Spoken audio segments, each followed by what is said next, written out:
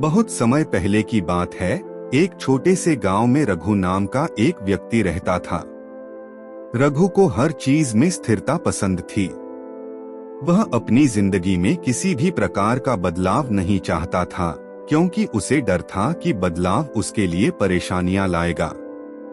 हर रोज सुबह उठकर वह एक ही रास्ते से खेतों की ओर जाता, एक ही काम करता और एक ही तरह से घर लौट आता। एक दिन गांव में एक साधु आए। साधु ने रघु के जीवन की एक रास्ता को देखा और उससे पूछा, तुम्हारी जिंदगी में इतनी स्थिरता क्यों है? क्या तुम बदलाव से डरते हो? रघु ने जवाब दिया, हाँ, मुझे लगता है कि बदलाव से मेरी शांति भंग हो जाएगी और मुझे नई परेशानियों का सामना करना पड़ेगा। साधु ने उसे मुस्कुराते हुए कहा, बदलाव जीवन का नियम है। जैसे दिन के बाद रात आती है और फिर सुबह होती है। अगर तुम इससे डरते रहोगे तो कभी खुद को आगे नहीं बढ़ा पाओगे। रघु साधु की बातों को गंभीरता से सोचने लगा।